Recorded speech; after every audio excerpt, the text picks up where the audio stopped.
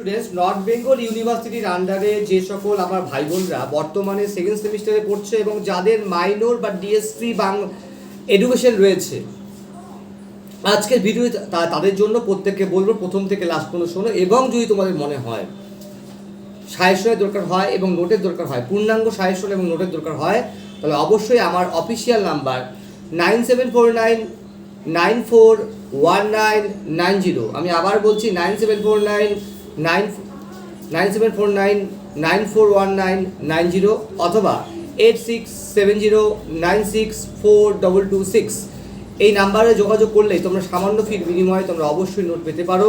তো যাই হোক, তোমাদের পরীক্ষার সময় 12 নম্বরের প্রশ্ন আসে, 6 নম্বরে আসে এবং 3 নম্বরে আসে। উল্লেখ্য, আমি তোমাদের 12 নম্বর প্রশ্ন আমি বলছি না, যারা সাজেশন নেবে তারা অবশ্যই তোমার হচ্ছে বাকি 12 নম্বর সাজেশনগুলো পেয়ে যাবে, কিন্তু আমি 6 এবং 3 বলছি। তো কি কমন রয়েছে সেটা বলছি আমি।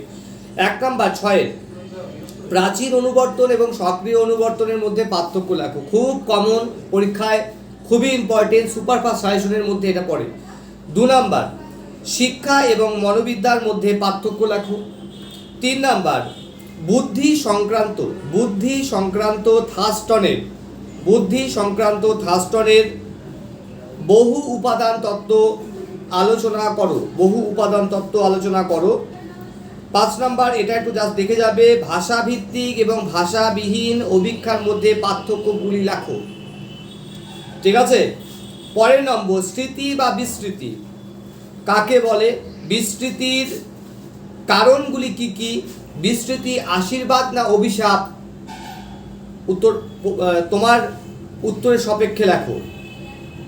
এবং তার পাশাপাশি স্মৃতি, যেটা বললাম, স্মৃতির বিভিন্ন উপাদানগুলি সম্পর্কে আলোচনা করো। এটা 12 হিসেবে দেখতে পারো, 6 হিসেবে দেখতে পারো, খুবই ইম্পর্টেন্ট প্রশ্ন।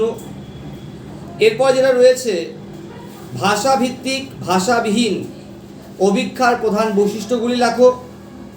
পরের প্রশ্ন, ব্যক্তিত্বের তত্ত্বটা আলোচনা করো এবং ব্যক্তিত্ব সম্পর্কিত টাইল তত্ত্বটি ব্যাখ্যা করো। এটা পড়তে হবে। 3 নম্বরের প্রশ্ন হিসেবে অবশ্যই পড়তে হবে, মনোবিদ্যা বলতে কি বোঝো। আমি আবার বলছি, মনোবিদ্যা বলতে কি বোঝো, শিখন বলতে কি বোঝো বা শিক্ষা বলতে কি বোঝো, স্মৃতি বলতে কি বোঝো, এই বড় কোশ্চেন থেকে ছোট কোশ্চেন, বিস্মৃতি বলতে কি বোঝো,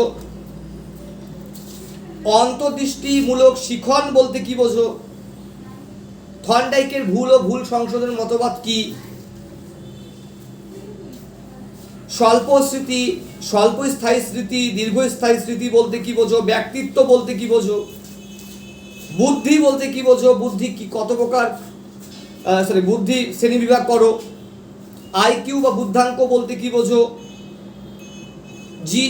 জিও মানে জি ইংরেজিতে জি ও বাংলায় ও এস এর উপাদান কি,